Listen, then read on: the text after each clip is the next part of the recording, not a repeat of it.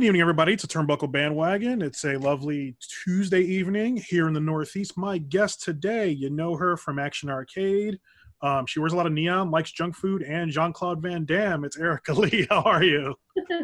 I'm good. How are you doing? I'm great. Thanks for taking the time to talk to me. I wanted to talk to you. I had seen you wrestle over the past year or so, Action Arcade, various places, but lately you've been involved with Uncanny Attractions. And I've been a big fan of what they're doing in wrestling. And if you can kind of talk about your participation or you're working with them recently. Yeah, so Uncanny Attractions was definitely on my list of promotions I wanted to get to. And then, you know, the wrestling world and the rest of the world went down the toilet with COVID. And it seemed like a lot of those goals of promotions I wanted to work for and people I wanted to work with were kind of on pause. But they actually put together a really unique opportunity for wrestlers and fans alike when they did their cinematic show, which was so much fun to do. And they did it in such a safe way where everyone was getting tested and everyone was wearing masks, and they had, you know, time slots for people to work with it. Not everybody was just jumbled in a big room together. So that was awesome. And you know, one of a kind, the Wrestlers Take Manhattan show is definitely one of the most unique things out there right now, and you can still watch it on IWTV. It was a blast. It was so much fun. I was really, really excited to work with them, and I'm glad I did. Yeah, and they just worked on Paris's Bumping. I'm seeing stuff coming across the timeline that they've working on that, or is it done and then it'll be aired soon in a couple weeks? Paris is Bumping. Yeah, I think I'm not sure if the release date is finalized or not, but it should be available on IWTV sometime next month, which will be another extremely unique show. It's a Billy Dixon joint, and you can follow him on Instagram and Twitter. I think it's at the Billy Dixon. Yep.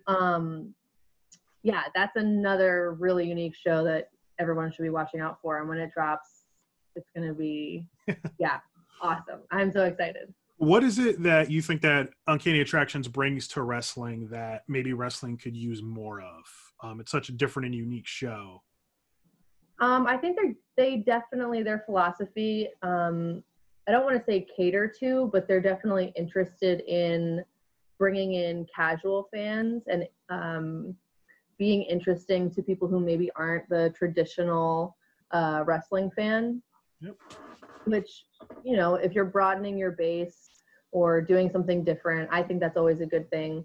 And especially in an industry that's been so cornered by certain demographics and ruled by certain demographics, to widen your base, why not?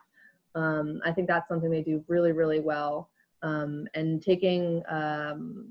adding in elements from other performance industries like drag. It's just a lot of fun. I mean, that's what wrestling is supposed to be for a lot of people. I know some people want to watch like hard-hitting, serious fighting, but wrestling at the end of the day is supposed to be fun. It's supposed to make you feel something, and I think that's what their brand really does. That's awesome. I fully agree with that on the demographic. I've had that discussion with different folks in terms of being a Black fan, in terms of a lot of LGBTQ fans out there. It's like they're out there, and if you cater to them, if you show them something that they want to see, they're going to come and they're going to spend their money, and it's going to be good for everybody. Yeah, I always find it interesting when people say, like, there are more Black fans, more female fans, more queer fans now than there ever were. But when you look back at, pay-per-views or just weekly shows from the early 90s or the 80s, there are all types of people in the crowd. Yeah. Like, all types of people. It's sort of when you get into the late 90s, early 2000s, when we're having bra and panty matches that you don't see women in the crowd as much. It's like, well, I wonder why. Because we're being systematically devalued as performers. Yeah, so you go spend your money elsewhere. You're not watching. You're not going to go to shows. So you just there were plenty of people who weren't white straight men watching wrestling before the year 2019. Yeah, exactly. So it's nice that people are expanding the product and diversifying the product to reflect the people who have been watching it. It's a good feeling. It is, especially when people are more comfortable, either being out or presenting, just when you have a Canadian Treks and you have some like an MB Young or an Effie, Cassandra, Sunny Kiss, when you see all of that, and even friends of mine who aren't wrestling fans, like see Sunny Kiss on TV and they can be like, who is that? I was like, it's Sunny Kiss. He's a great wrestler, Yeah. They may not watch wrestling every week, but on those questions, I've gotten friends who aren't wrestling shows to come with me to wrestling shows. They may not be wrestling fans, but they're enjoying what they're seeing.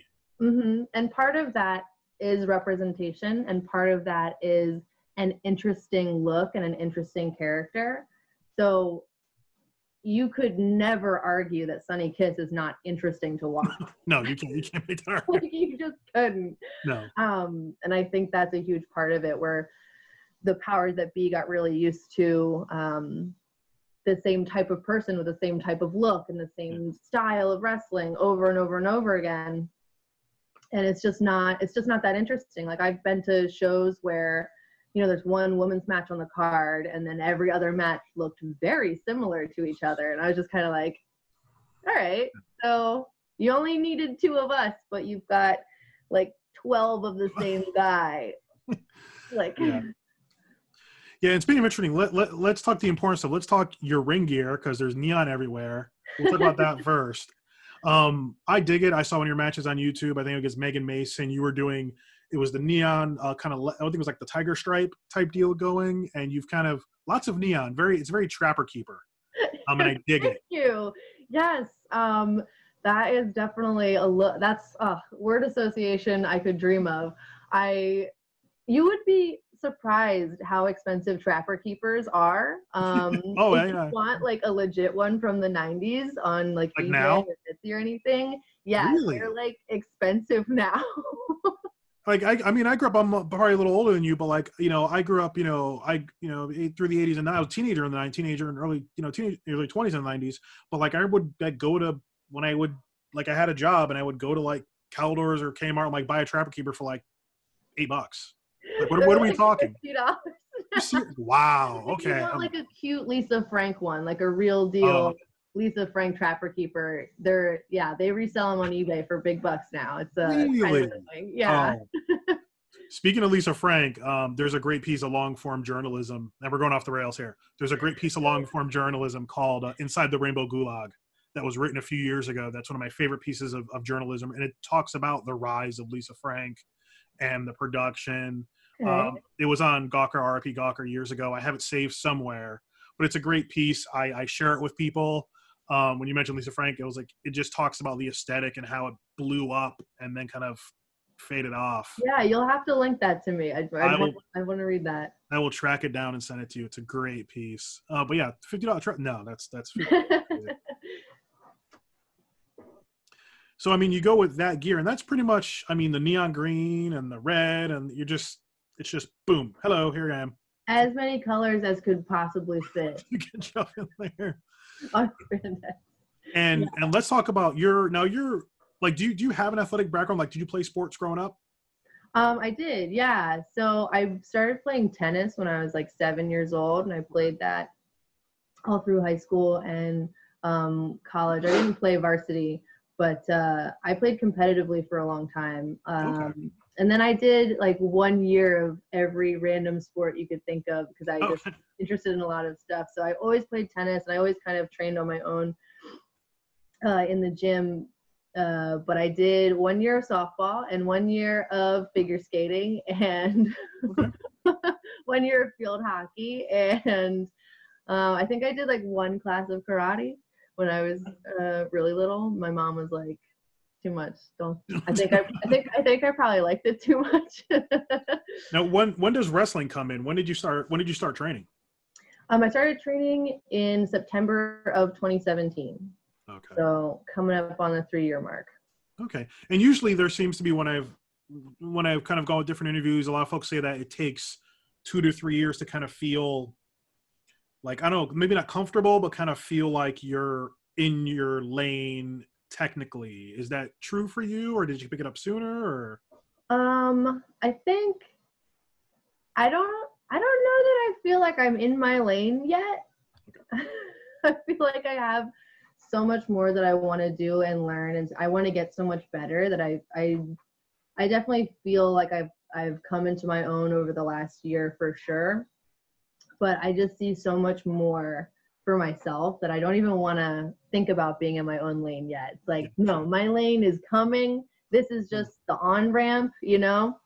But it definitely, it's different for everybody. Like some people pick it up so fast and then plateau really quickly. And they're like, man, why am I not getting better? And it's like, well, everybody's just different. You know, you could take forever to get the lock up right.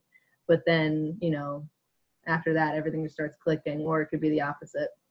Kind of goes. And I'm going to talk about what made me a fan of you is that seatbelt suplex. Now it's a pin tweet on your social media. Now, if you don't mind me asking, because I'm always curious about like technical aspects and like what works. Like how tall are you? How tall are you? What's your height? I'm 5'7". Okay, so I'm 6'3", a few inches taller than me. So you throw that suplex, like that person is about 6 feet up in the air when you turn them over. Your inspiration was, can you kind of get into the inspiration of using that as kind of I don't know if it's a finish, but it's a heck of a move when you drop somebody right on their head.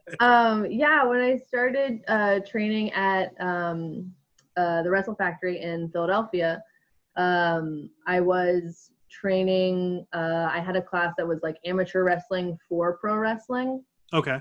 And so I started learning more about amateur wrestling, and I got really into really into that. That was like my favorite part of it, of like training, hands down, was that class, learning shoot techniques and amateur techniques. And I would like go home and watch like YouTube videos from amateur coaches and youth coaches and try to figure out anything I could connect to my own moveset and stuff that I liked seeing and stuff that I thought looked impressive or cool. And I came across a clip of the Navy wrestling coach, Kerry Colat, doing I think he calls it a seatbelt throw. I think some people call it like a modified, what I do, they'll call it as a modified side toe, which makes sense.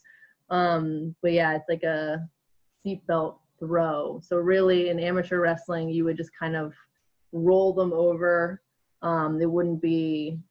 You wouldn't land like that with a pin and a bridge. Right. You kind of just like throw them over your shoulder.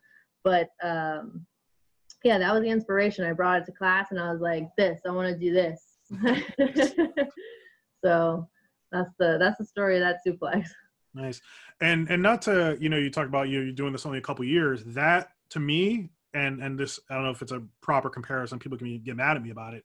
To me, it looks very similar to Mercedes Martinez. She used to use a Fisherman Buster suplex called Bull Run, and it looks very, very similar. Well, it's a little tighter when it's a little like when she flips over, like it's very fast. Like she grabs the person, just boom, they're on their head. But yours is up in the air. There seems to be like a little bit of a flourish, and then they just come crashing down, and that's it.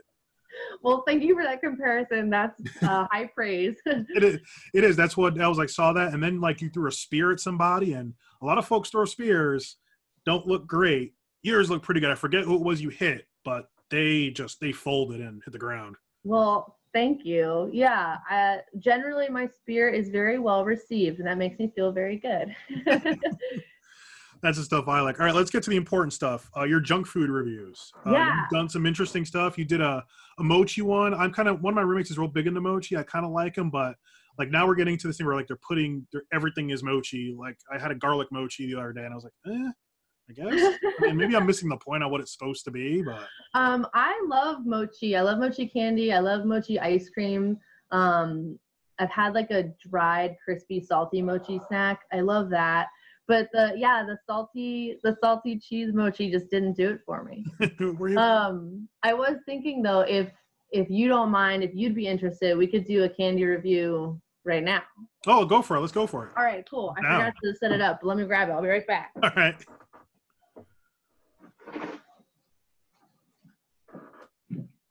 Da, da, da. Oh, what do we got? Oh, sweet tarts. Okay. Special edition. Special edition. Yeah. A sweet tart giant chewy. That's what Oh, it is. okay.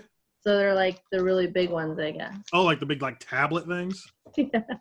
Nice. I yeah, wow. Let's take a look at that. Wow. Wow. YouTuber hand. I see. It looks. it looks like a pog. Yeah, right. It looks And very it's much like a pog. segmented. It's got like a perforation. Oh, geez, you gotta break that thing apart. It's almost like a coaster. Ooh, I'm not strong enough. So yeah, you can. While you're breaking that, I'm gonna ask you. Oh, you got one. All right. Folks, Oh God, yeah. Ask your question because I might. Where did you find? Chewing for a while. Where did you find a chunky? Because they used to sell them up here in Connecticut. Now I can't find them anymore. I used to like those a lot with like the chocolate and the raisin. Did you just like track it down somewhere at a convenience store? Was it Amazon or? I think my friend bought it at a Wawa. Oh, we don't have Wawa. Yeah, we don't have Wawa. Yeah, my friend bought it at a Wawa. We had Wawa up here, and they got like pushed out by a competitor, and they haven't been back. We used to have Wawa up here in Connecticut. I used to have them like 10 minutes from my house, and then they got bought. A chain came in, bought them, and turned them into like something else, but it wasn't Wawa anymore. I'm shocked because I grew up with Wawa, and I've never heard of a Wawa getting pushed out. New England can be weird, especially Connecticut, man. It's either Dunkin' or nothing up here. That's how it is. Like, we got Starbucks, but it's Dunkin'. Dunkin's the deal up here. I have to say I dislike Dunkin' Donuts. Oh, okay. That's fine. That's fine. I like crullers, though. If I go to Dunkin' Donuts, I'm going to get like 3 crullers. Yeah. Just smash them all. Okay, so this giant sweet tart, kind of choking on it. It is it's extremely tart, which yep, thanks for the heads up. I should have figured that one out. And honestly, for some reason, because it's giant, I like it better. Okay, I got you. Whatever that means. So I'm gonna go with 7 out of 10. Okay, nice. That's a good 7 out of 10. Let me just throw some different junk foods at you. You've reviewed some, you've not, but I have some of my favorites. Yeah. One we've talked about, dark chocolate Kit Kat. Oh my God. 10 out of 10. Has 10 out of 10 for me. I get the big size. I eat one half and then like I wrap it the other half, throw it in the fridge. So, phenomenal candy. Like, do you get coffee out of it? Because I taste coffee. I don't get coffee. There's like there is like an undertaste that a lot of other dark chocolate things don't have. I don't know if it's just maybe because of the wafer, but there is it might be like a coffee undertaste. There's another layer to it. It's not just like one flash in the pan dark chocolate flavor. It's a nuanced Kit Kat. It is. It's a good one. I like it. They're fairly new. I just had one recently. Fudge brownie M&Ms. Oh, I've not seen those yet. We have those up here. They're good. They're a little because I'm a big M&M person. I'm a big peanut M&M guy. They're a little chewier than you expect an M&M to be. Like I bite into an M&M, I expect a hard candy. But you've got like the chewy fudge brownie, whatever it is in there. I say it's a solid 6, 7 out of 10. Just consistency is a little weird. Okay, I'm gonna look for those. I'm very intrigued. I don't know if this falls in the junk food, but with Oreos, where do you sit? Because I don't like all the different Oreos we have now. I want my double stuff, maybe my reverse Oreo, but other than that, like I don't want the red velvet or the pumpkin or any of that stuff. A purist. a little bit. When it comes to my Oreos, like I'll try most anything, but when you do Oreos, double stuff or regular is fine. I don't. Yeah, I agree. What did I have? I had some weird flavor.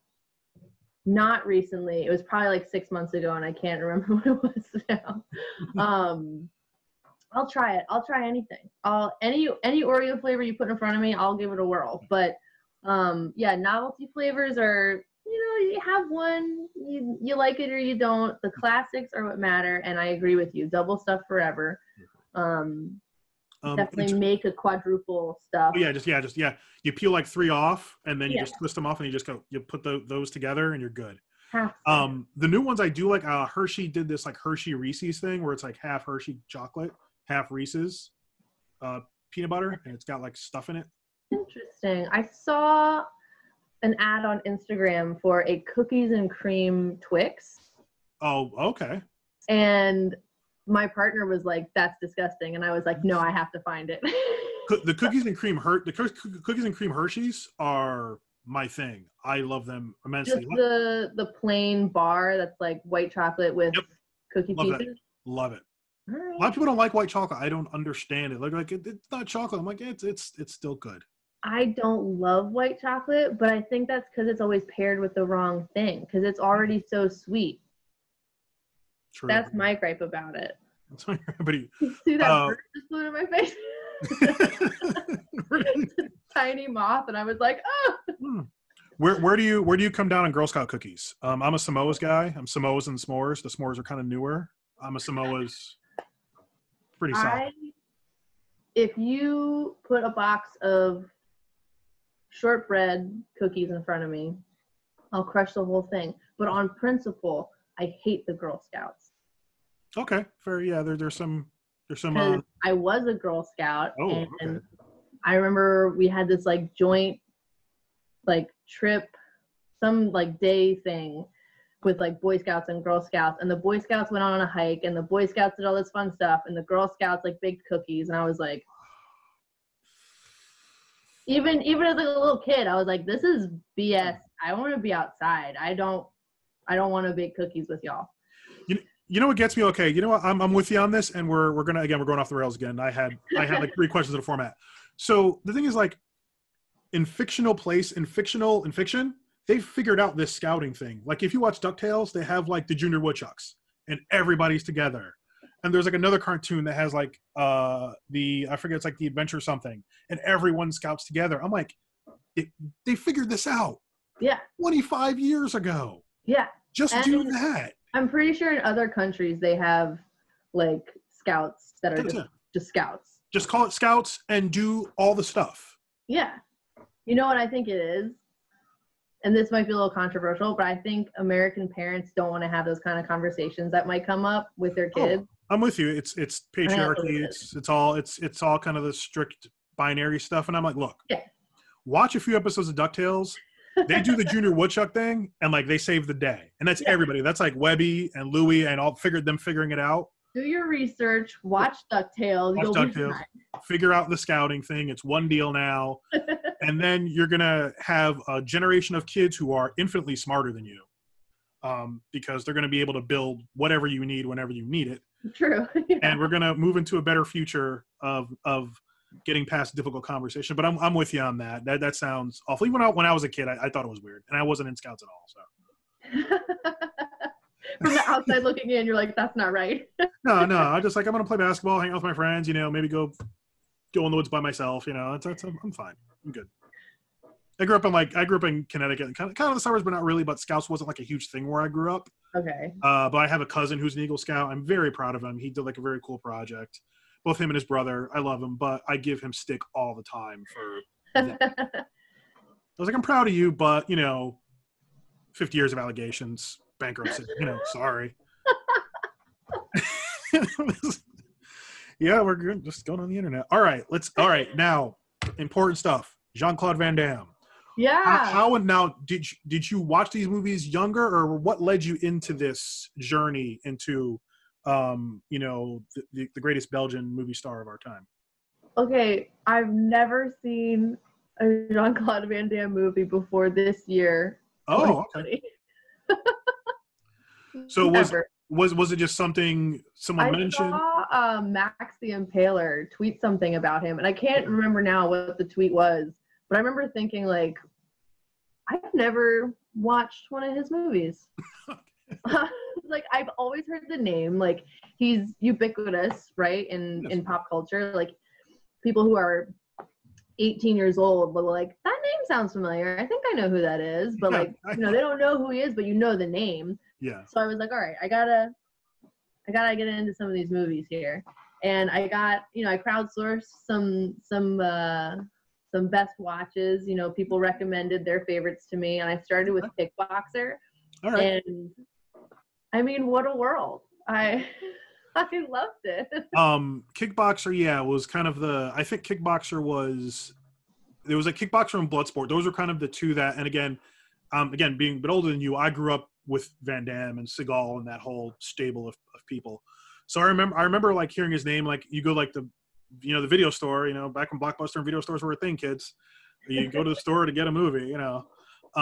Like seeing posters. I think like Kickboxer was like the name, and then Bloodsport was like Superstar.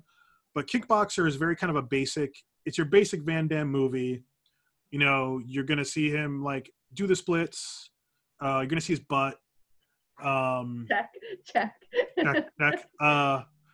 You know, he's got blood in strategically, like it looks good places, like you over the eye, or like the mouth. Usually it's the eye one. The eye one, I think it kind of makes his facial features come out, so they do that a lot. It's like dangerous. He's hurt, but it's hot. Yeah, like yeah. You know, you've got a good villain in Kickboxer and Tong Po, which works. Some of his movies don't have great villains. That one does.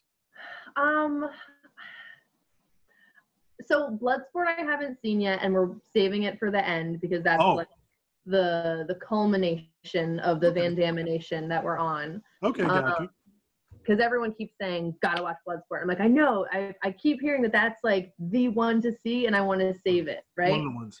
Now, but yeah, Kickboxer was just everything that I wanted it to be and more. Like you said, the splits, the strategic blood, the like training montages, even the dancing, you know, it was good dancer. It's a good dancer. I mean, I never seen Steven Seagal dance. I'm just saying, never seen Arnold dance.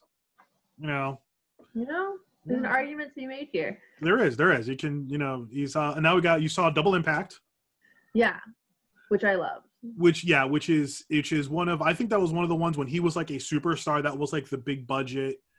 You know, he plays twins, and both the twins are, you know, the good twin. You know, he's like Beverly Hills. Was he like a yoga instructor or something like that? Yeah, he's a dance instructor from like Hollywood or dance instructor. Yeah, all these ridiculously attractive women, you know, are in his class. Yeah, the opening shot of that movie is like.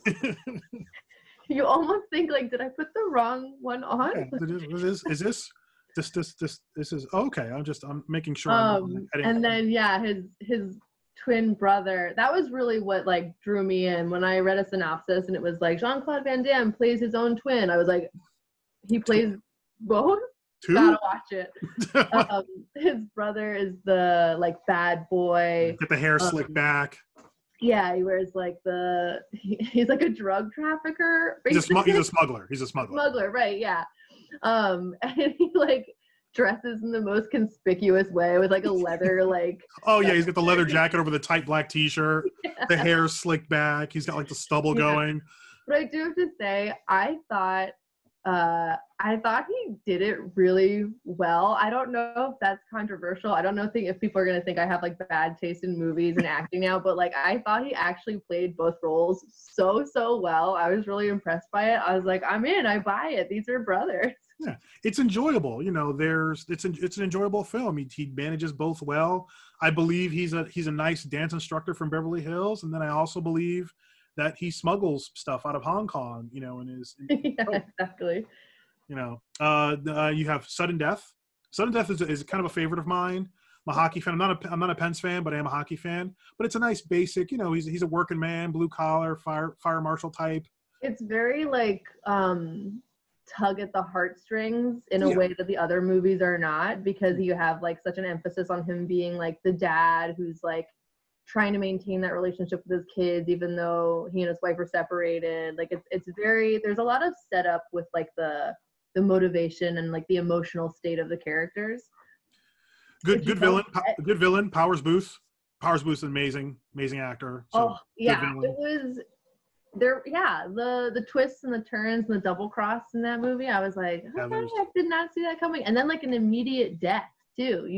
Just right at the gate. The reveal of the double cross, and then he dies, and you're like, yeah, they get. Oh, okay. All during like the Stanley Cup Finals, you know. Yeah, right. And then the helicopter at the end, like straight down. Oh, magnificent! All right. Yeah, it's good stuff. Hard Target, I've seen it once or twice. It's okay. He's got the best hair, I think, next to Time Cop, and we'll get to Time Cop in a bit. His hair in Hard Target, A+. Okay. Okay, that's an opinion. Okay, well, how'd you feel? No, I don't want to cut you off. How'd you take? I mean, I get hard target. Like I get the whole like man hunting. Rucker Hauer, great villain. You know. Yeah. Excellent premise. Everyone else in that movie acted really well. Jean-Claude Van Damme having like a Cajun name. Oh, the weird Cajun accent. Oh yes. I mean, he like barely tries to do an accent. Like he's really not doing anything that he doesn't normally do. But he's like Jean Boudreau, and it's like, how would you? I don't know about that, bud. What's the explanation here? But yeah, his drifter look, not one of my favorites. I didn't love the hair. I thought it was less hot than his other movies. Okay, fair. I thought it was as mullets go, it was pretty good. But okay, all right. That's again just my call on it. I do love a mullet, but I think I really appreciate like a burnt, like frizzy over bleached hair kind of mullet. Okay. As opposed to like a wet and greasy one. Do you think maybe it looked a little too mullet, a little too overproduced? Like if they went a little rougher, it would have been better? Yeah, I think they overproduced his mullet. I think they did. Because I have a picture of like in my head, and I was like, oh yeah, it's a little too much. If you brought it back a little bit. So much gel in it. You know when you drive past a cornfield and you can like see down the rows? When he like turns his head a certain angle, you can like see right through. Oh yeah. The gel in his hair. So that was. We're gonna call it here overproduced mullet. Overproduced. One of my favorite JCVD movies, Time Cop. I genuinely enjoy this movie. Okay, yeah, it's a fun movie. No, it's a really fun movie. I did really like it. I don't love time travel movies because I get too like in the weeds of like, but if this happens, then that shouldn't have happened. But if he did this, but I should have changed that. And if you go forward, but then you can't go back. I don't love time travel movies just in general. Now Time Cop was fun. I enjoyed his hair in that just right. Wasn't overproduced. It looked perfect. Yeah, it looked like, you know, okay, he's the cop thing. He's got like the fiance. They got that house. Who affords that house? Because he's a cop. Yeah, that house was not in the Metro DC area. I don't know what she does for a job, but I know enough about real estate, even in the 90s, to know that on a cop salary, you ain't affording that house. That was not. Yeah, it's like a 6-bedroom Victorian. Like it's not in like original shape. Like someone maintained it. Yeah, and like there's grounds to, like there's land around that house. You've got like nice crown molding in there, you know, and then it gets blown up, and it's like I'm very upset about it, you know. But then it comes back at the end, and that's my problem with time travel. Okay. Is that in general time travel, like stuff like Back to the Future, all that stuff is just doesn't work? I really have to go into it just like telling myself like just don't think about it, just don't try to poke the holes, okay? Just enjoy it, but it's tough. The one bit of it's one of those movies that does like 15 minutes into the future, and this was 93, 94. I saw this movie in the theater. They're really pushing the mini discs. There was a commercial for the mini disc before the movie started. Sony was really pushing that. All right, push that merchandise. Yeah, and you see it it's in the beginning of the movie. When he goes to the 1920s, and the guy has like the mini disc. That was Sony. That was like Sony's Zune. That was the Zune before the Zune, folks. I love that. So that was some 90s stuff. And then last night was Street Fighter. Now how did you feel? And I will respond after you are done. Okay, so Raul Julia. Yeah. I feel like this was just his movie. Yeah.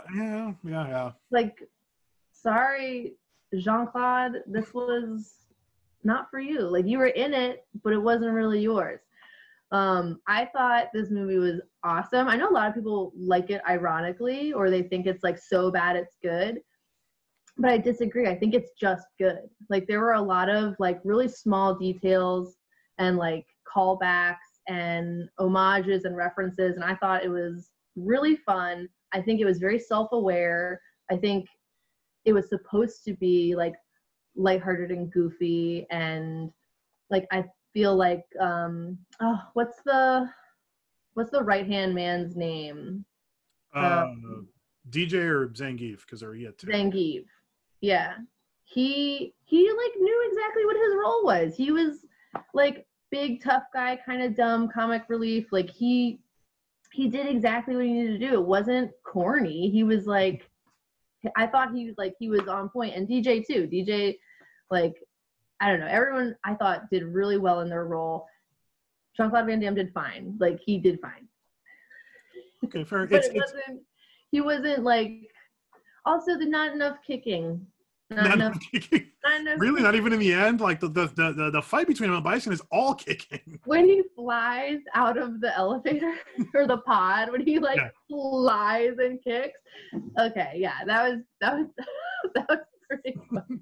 But yeah, like Raul Julia just like flying around in his like big cape and like flying punches and like being electrocuted back to life by his own suit. Yeah, fabulous. Loved it. It was great. That was like, as a kid, and again, I was a kid at this point, aging myself. I grew up Street Fighter's a video game in the arcade, and when they announced there was gonna be a Street Fighter movie, it was like there had been Mario Brothers, which was horrible. So getting video game movies was like a big deal for me as a kid. So I enjoy it, but I know what it is, and I don't enjoy it ironically. I just enjoy it. Yeah. It's got a lot of folks in it who have gone on to like bigger careers. Ming-Na Wen's in that movie. Kylie Minogue's in that movie. It was Raul Julia's last film, which, I mean, I don't know if that's how he wanted to end things, but it was a great career for Raul Julia, and I think a lot of folks know who he is because of that movie, good or bad. I thought Van Damme looked, he was doing the military thing. They gave him the buzz cut. It was a little too, again, overproduced hair. Like it was super, just they went at him with a 1.5 and a 2 and some gel and just we're like, all right, we're gonna do this. And slightly red. Yeah, it's weird. He's kind of half a ginger. It's a little odd. And that's for as cartoonish as some of the other characters are, I feel like they almost didn't go far enough with him. Should the hair have been blonder? Like, should they have gone like a little lighter with it? I also think that in most of his movies, he has this like very keen fashion sense. Yeah. Where his shoulders are usually padded. He has like a tapered waist and like an insane number of pleats in his pants. And this was just wearing a military uniform. We got a little tank top action, but it wasn't. It very much did not feel like he was a true Jean-Claude Van Damme movie character. He was just in another movie. That's how I feel about it. Not even like the speech at the end didn't bump it up a little bit? No. Really? Oh, I love that speech. That's one of my favorite pieces of dialogue. Like because of the accent, he's clearly giving like the American tough guy speech. Like, I'm gonna get in my boat. I'm gonna go up that river. But the accent is there, so like it doesn't sound as bad as maybe I think they wanted it to sound. No. No, I don't think it does. That moment where he's like rallying the troops and he's like, I'm taking this army with me. I was like, what? I would have totally followed Van Damme. I was like, can I get in the cool boat though? I don't want like the rubber dinghy. I want like the cool stealth boat with like the missiles. Yeah, I want that one over there. Yeah. Can I get in the? I'll just backseat. I'll sit next to Kylie Minogue. Like we'll just hang out, but I'll be in the boat. For sure. All right. So are there any other? You said Bloodsport's going to be last, which I think is good. Are there any other Van Damme movies? I can suggest a couple if you don't have a list already. Yeah, I know I'm going to watch Universal Soldier. Okay. I think that's the only one. Universal Soldier and Bloodsport are the only two that I know for sure I'm going to watch. Okay. I'd suggest Lionheart. Lionheart, yes. Okay. Lionheart's in one. Death Warrant is kind of a maybe. It's a little darker on the Van Damme side, but it's still a Van Damme movie. Tell me a little bit about Death Warrant. Death Warrant is, and I'm trying to remember because it's been a while since I've seen it. Basically, he goes undercover into a prison. I think it's like either like his brother or someone he knows gets murdered. So he goes undercover into a prison to find out what happened, and he turns over this like this big like conspiracy involving like the warden and one of like this like drug crime lord guy in prison. This is immediately interesting to me. I definitely want to watch this. Yeah, Jean Claude Van Damme undercover in a prison. I feel like that's enough. I was like, okay, yeah, for sure. So that's good. Yeah, that and Lionheart are the two I would probably suggest. I mean, I wouldn't count any of like the straight to DVD stuff. The only other later movie I would even say is Expendables 2, where he plays a villain, and he plays a really good villain. Okay. Yeah, Expendables 2 is good. He's because he does the villain thing. He's got the slick back hair, sunglasses, leather jacket. He's got this whole thing where like he holds a knife up to somebody's chest and like he like kicks the knife. It's like this whole, I'm a villain, I'm mean, I'm scary, look what I can do, you know. That sounds great. Kicking a knife into someone's chest sounds right up my alley. Oh man, yeah. So I'm happy we've regaled with Jean Claude Van Damme. Now, quickly, just back to wrestling before I let you go. As we move into a new, I guess, quote unquote normal, you know, wrestling is resuming. You know, I'm basically just trying to get you up here to New England because we've got a lot of cool stuff happening. Beyond's got shows running again. You know, hopefully Limitless gets started soon, but there are a number of folks up here I think you would work very well with. Well, great. Thank you. That's music to my ears. I have wrestled in Massachusetts once. Okay. I was on a Blitzkrieg show. Okay. Which was a cool opportunity, kind of last minute. I was filling in for someone else. Okay. But I was very happy to get up there. Awesome working with them. Yeah. So yeah, I would love to come up to the New England area for sure. So before the pandemic kicked over, I maintained that New England was like the hotbed. Like things were popping off here. Beyond was killing it. Limitless was killing it. Northeast Wrestling was, and then just, you know, everything shuts down and Beyond, you know, just getting back to it. Yeah, it's obviously everyone's feeling the same pressure now that shows are starting to run again. For a while, it was sort of like, okay, I don't feel left behind because no one's doing anything. Yeah. And now that shows are starting to run again, there is like a pressure to like, okay, start to get more out there and reestablish connections and, you know, see where, you know, what's next and what's possible. I'm still pretty reticent to just like hop in the car and go, which is like such a part of wrestling.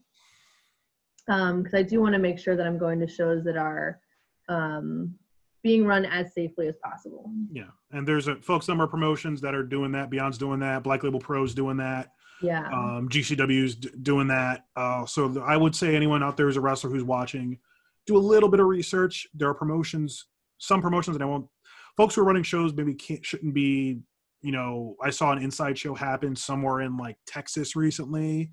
I couldn't tell you the name of the promotion, don't remember, but yeah, it was not, no social distancing happening. It wasn't a pact, but they basically like just put people in separate spaces, but like half the people had a mask. So you need to make sure that if you're going to a show, being as safe as you can, and that you're seeing that the shows they're doing are as safe as they can be. For me personally, like I ask, you know, certain questions. If, you know, like with Uncanny, you know, they were very upfront with what they expected from me as far as getting tested and like what their standards were going to be at their show. And that's great.